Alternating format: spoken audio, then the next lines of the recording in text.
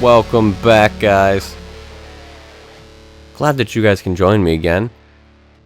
Now, if you missed last week's episode of Raw, or it was actually this past week's episode of Raw, rather, don't feel too bad because I kind of skimmed through it myself. But there was one point in the show, a really big point that really caught my attention, and that's kind of what I wanted to talk about in this episode. And that is the fact that Seth Rollins is not only defending his WWE Championship against Sting, but also his United States Championship against John Cena in the same night.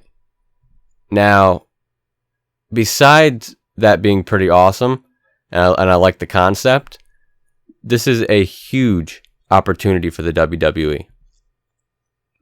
And what I mean by that is, in my opinion, and I've mentioned this on a few of my previous episodes, which if you haven't checked those out yet, then definitely go do that. But the point I'm trying to make here is the title drop from John Cena at SummerSlam of the U.S. Championship to Seth Rollins was, in my opinion, a huge mistake, and I'll tell you why. There's multiple reasons for it. First off, Seth Rollins, and I've said this before, I'm starting to sound like a broken record, but this is such a huge layer of the WWE and the wrestling business, and that's establishment. Seth Rollins has not had a credible match since he became a solo competitor, since he left the Shield, and you can even argue while he was in the Shield, he really didn't do anything on his own there either. So since pretty much being in the WWE, he hasn't really had a credible match, and by credible I mean something where he's won by himself cleanly and definitively. He has not had that match yet. So handing a title that you're trying to pretty much get to become credible to a guy who's not credible just doesn't make sense to me. And it's nothing against Seth Rollins, it's just the WWE has not booked him properly.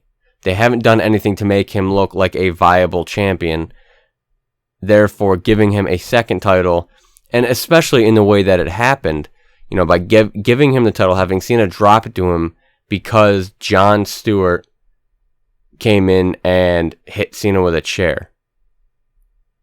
It's bad enough that you're dropping it to a guy with zero credibility, but now you've made it even worse by doing it with a guy who doesn't even belong in wrestling. And I like Jon Stewart just as much as the next guy, but that made zero sense to me. I didn't understand the mindset behind that or why it was even considered as a possibility. I mean, that was a strict PR move, in my opinion.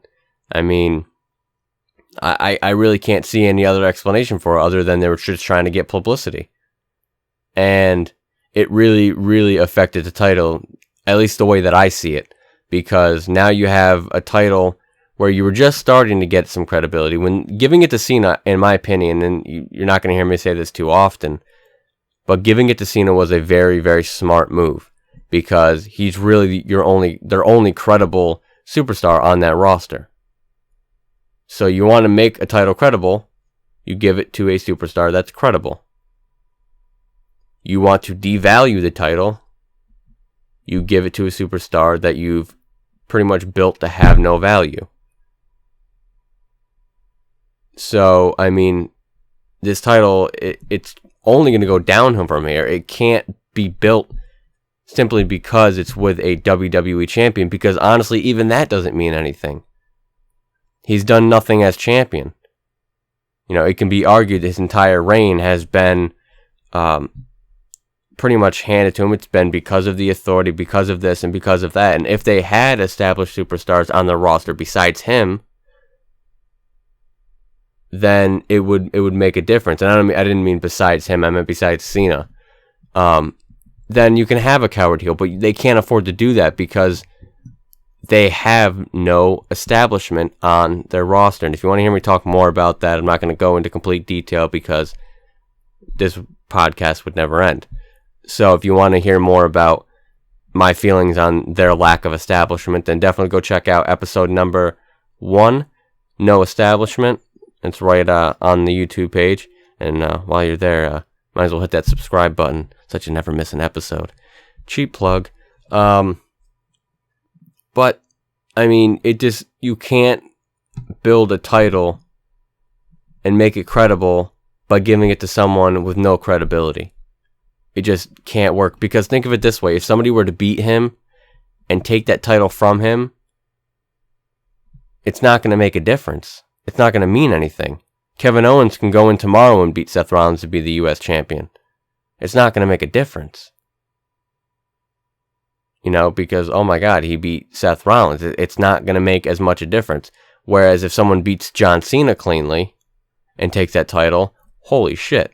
He just beat John Cena. It's the same thing that I was saying before in another episode, that, if Kevin Owens were to beat anyone else on the roster, when Kevin Owens beats Cesaro at SummerSlam, great match, but nobody's really talking about it because it didn't really matter. It's two unestablished guys, fighting each other. Kevin Owens gets a victory over another guy who's pretty much at the same level he is, and then they go their separate ways. But when he beat Cena, because Cena's established, it was mind-blowing. Oh my God, not only did he beat him, but he beat him cleanly. And it was his first match ever in the WWE on the main roster. So, why can't they do that with the U.S. Championship with Cena? Drop the title to someone cleanly. You know how much establishment that person's going to get just by beating Cena? And then you're attaching that title with him. That's just going to skyrocket both of those.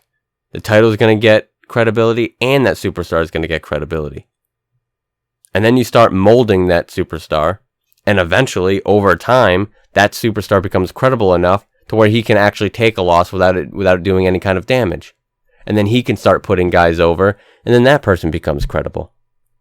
And then when that person's credible, you can mold that person, and over time, then they can become solidified enough in their credibility to be able to take a loss without it being damaging, and then they can put someone over and make them credible. And then you just have this domino effect. You have, you have this chain reaction of guys getting over and getting over and getting over. Now you're building towards the future.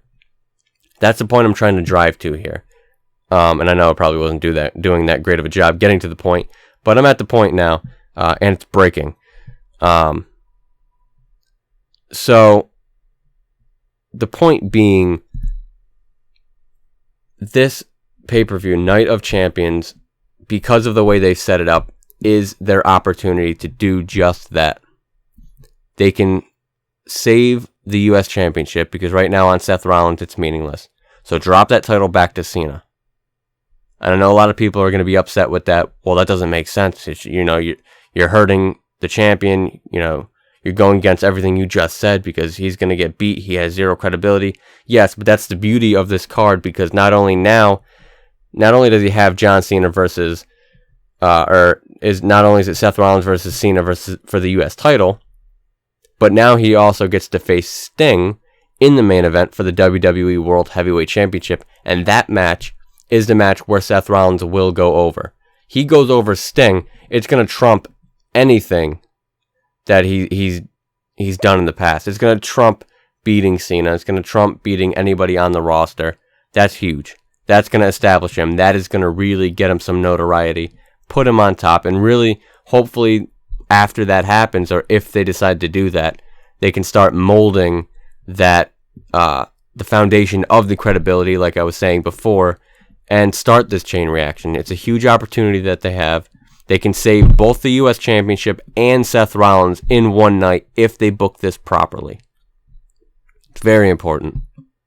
And I hope that they go down that path, because if they don't, and if they, for some reason, decide to have him lose twice, or, God forbid, and this is, in my opinion, just as bad, or maybe even worse, have him win by disqualification or the authority coming in and giving him the upper hand. I actually think at this point, because that's all they've been doing, that's going to damage him even more. So I hope that they don't go down that path again. I hope they don't have him lose twice. I hope they have him drop the title to Cena, saving the U.S. Championship, giving it a second life. That way Cena can carry it again, try to build some credibility into it again before he cleanly passes it to somebody who deserves it. I would love to see Cesaro get it, to be quite honest. I think that would be great. Cesaro beats John Cena and goes over big time. That could be huge because the fans are really, really serious with Cesaro. I think that could be a really, really great thing because I have a feeling Kevin Owens is going to go over Ryback. I think he's going to win the title. So you have Kevin Owens as the Intercontinental, Cesaro as the US. Not really that bad. The only problem is hopefully, Kevin Owens, it's the same scenario because Ryback isn't established either. And having Kevin Owens go over Ryback could be an issue because it's another nobody match. And not in the sense that these guys aren't good, because Kevin Owens is phenomenal. But, he goes over Ryback, okay, it's just Ryback. He really hasn't done much. So, but I think that could be great. But getting back to the topic, having Cena hold the title again, bring some credibility back, and then also in that same night, putting Seth Rollins over by having him beat the Icon Sting in the main event and retaining his title cleanly.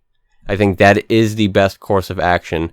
That is how you build towards the future, and they have that opportunity right in front of them. And I'm going to be honest, I'm going to be extremely disappointed if they don't take that path, if they go down a different road, because in my eyes, this is really the only road that they can go down through. This is the only road in my opinion, they have to go down this road.